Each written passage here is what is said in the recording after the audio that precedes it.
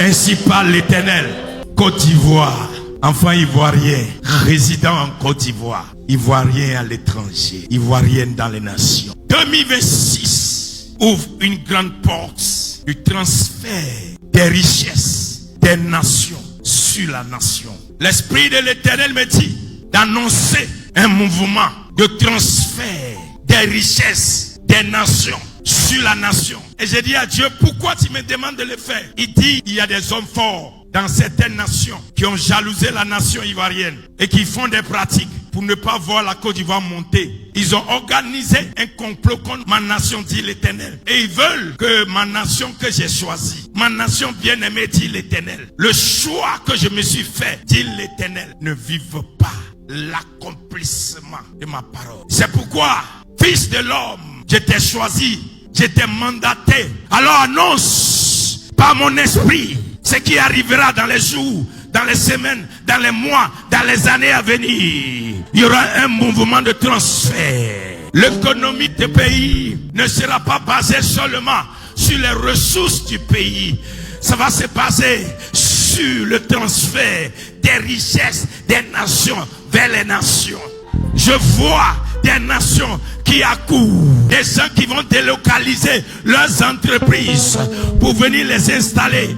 Des gens qui vont dire, je ne vis plus dans mon pays, je ne laisse plus mon entreprise dans ce pays. Je décide maintenant de prendre l'autorisation d'installer le siège de mon entreprise en Côte d'Ivoire. Abidjan ne suffira pas, Yamoussoukro ne suffira pas, San Pedro ne suffira pas, Daloa ne suffira pas, Korogo ne suffira pas, Kadiola ne suffira pas, Bouaké ne suffira pas. Je vous dis la vérité, du ciel vient une voix.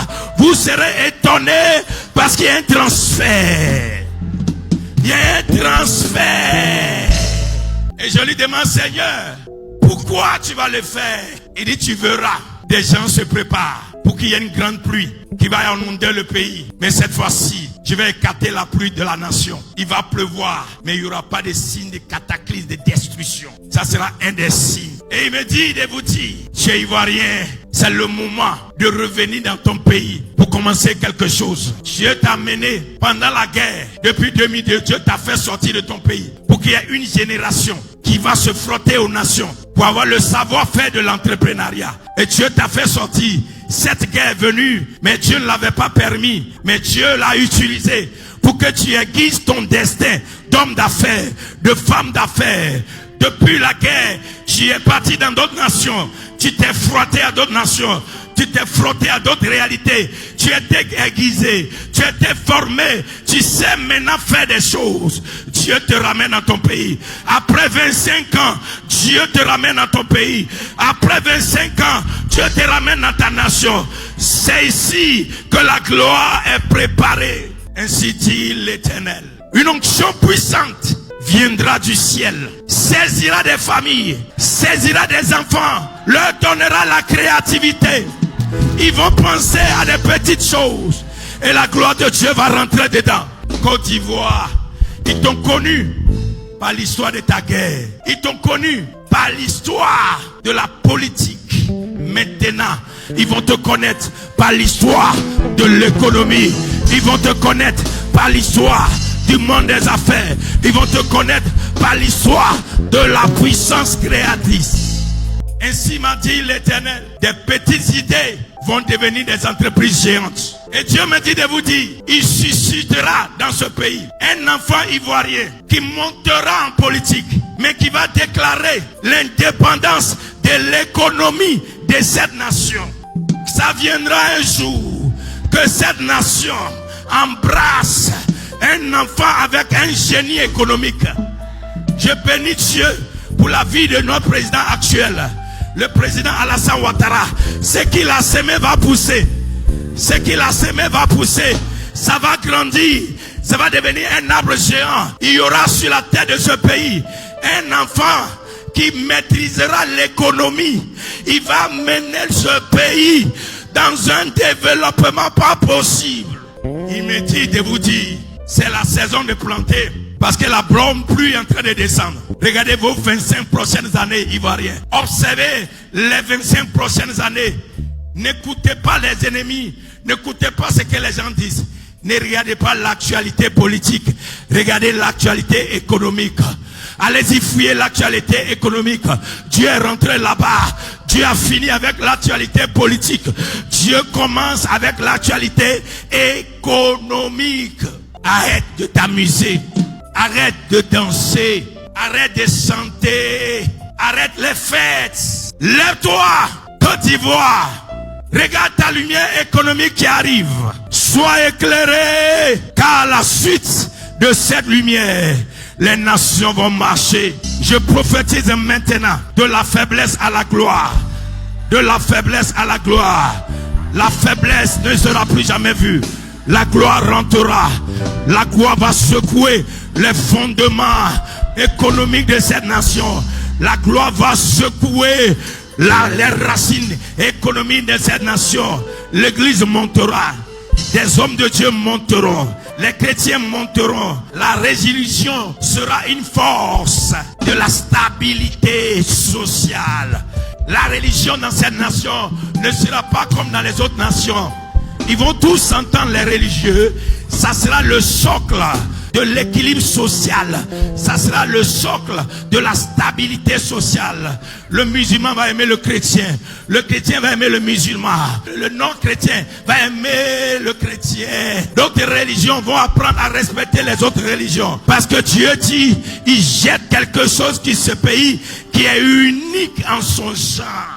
Ne perds plus le temps. Écoute la voix de Dieu et rentre chez toi. La guerre t'a fait fuir ton pays. Dieu te fait rentrer dans ton pays. Rentre dans ta destinée. N'écoute pas après l'argent. L'argent te sera donné. Les 25 prochaines années sont des années où tu chercheras l'argent dans des petites choses. Et le Dieu de l'argent se manifestera vers toi. Et le Saint-Esprit m'a dit quelque chose. Tu sais pourquoi l'Égypte est tombée? J'ai dit non. Il dit l'Égypte est tombée parce que j'avais un programme pour Israël. J'ai dit comment? Il dit j'ai demandé aux enfants d'Israël de prendre l'or et l'argent de l'Égypte pour aller m'adorer. Mais comme ils ont pris leur or, leur argent, tout leur système s'est effondré. Et c'est Israël qui est devenu puissant. J'ai dit mais qu'est-ce que ça veut dire? Dis-leur de rapatrier leur argent. Si tu es à l'étranger, tu as commencé à devenir riche. Prends la richesse, reviens dans ton pays. Dis-leur de revenir et qu'ils apprennent à être pieux, qu'ils aient la crainte de Dieu. Aime les gens que Dieu t'envoie. Parce que l'étranger vient chez toi avec l'argent. Oui, je vois des nations étrangères avec beaucoup d'argent pour venir élever des enfants ivoiriens. Il y a des enfants ivoiriens qui vont hériter des biens.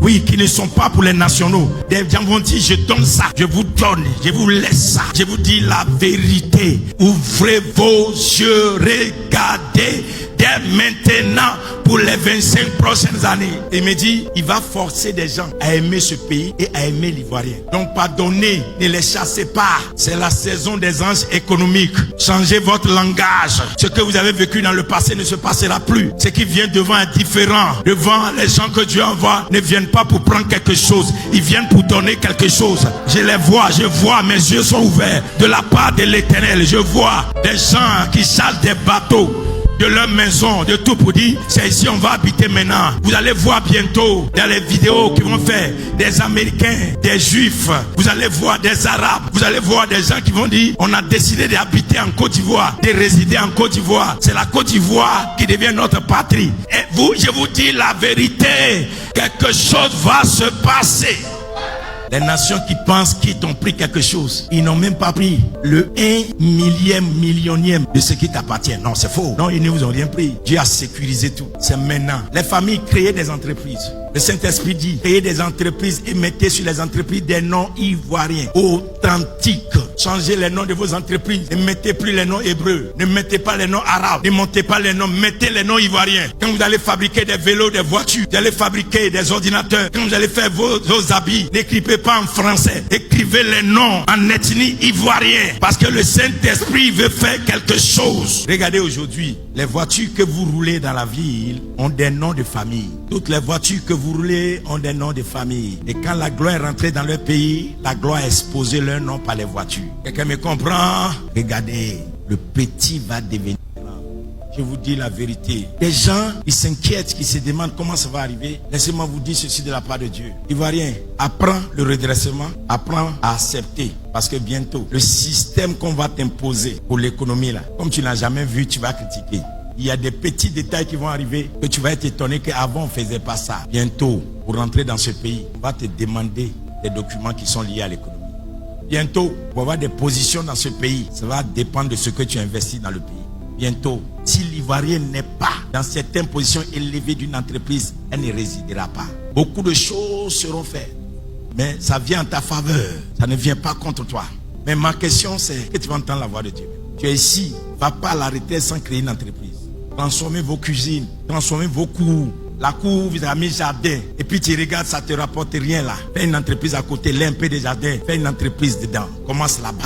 Quand vous revenez à 22h, ne regardez pas les films. Même si vous voulez regarder un film, regardez un film qui parle d'entrepreneuriat. Enlevez des films bizarres dans vos têtes. Éduquez vos enfants à l'entrepreneuriat. Passez des heures à créer. Vous allez être étonnés. Parce que Dieu va rendre l'imagination de l'Ivoirien très fertile. Bientôt, ce que vous voyez à Dubaï, vous allez voir ici, il y a longtemps, je l'ai dit, les gens ne m'écoutent pas. Je vous ai dit, il y aura un événement qui va se passer en Europe. Il va y avoir quelque chose qui va détruire beaucoup de personnes. Qui se souvient de la prophétie? Et je voyais des gens s'aligner à la porte de la Côte d'Ivoire pour rentrer, pour demander le passeport ivoirien. Ça fait 3 ans que j'ai fait la prophétie. Ils vont fuir. Ce que vous voyez se passer là, ça va arranger l'Afrique. Ça va arranger particulièrement la Côte d'Ivoire. Maintenant, ma question, qui veut être riche? Écoute-moi, Côte d'Ivoire, Dieu ne te forcera pas à être riche si tu ne désires pas la richesse. Il y a des gens qui aiment l'argent mais n'aiment pas la richesse. L'argent n'est pas la richesse. La richesse est l'esprit. L'argent est le fruit de l'esprit des richesses. Il y a des gens qui ont l'argent mais ils ne sont pas riches. Ils ont l'argent mais ils ont un esprit de pauvre. La richesse c'est quoi?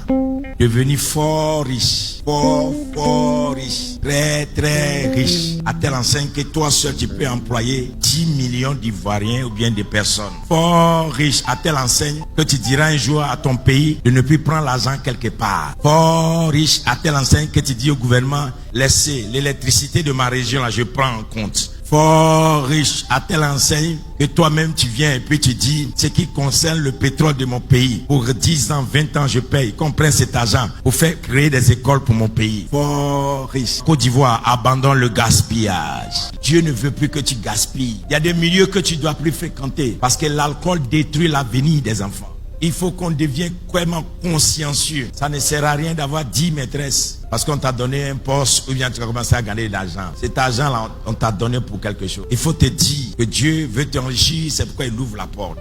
Femme, écoute-moi, n'apparaît pas, sois. Ne cherche pas à apparaître, sois vrai. Dis ce que tu es, Dieu rentrera chez toi. Ton sac ne doit plus te faire, ta chaussure ne doit plus te faire. La voiture que tu roules ne doit plus te faire. Montre-nous ton bureau. Dans les jours, les semaines, les mois qui arrivent, les années, commence à nous montrer le bureau où tu es assis, les affaires que tu diriges. Et tu es à l'image de ce que Dieu a dit. C'est une renaissance. Et ça doit secouer tout le monde. De maintenant jusqu'à 25 ans, c'est disponible. La grâce est disponible. Tu es enfant, tu es jeune, tu es vieillard, c'est disponible.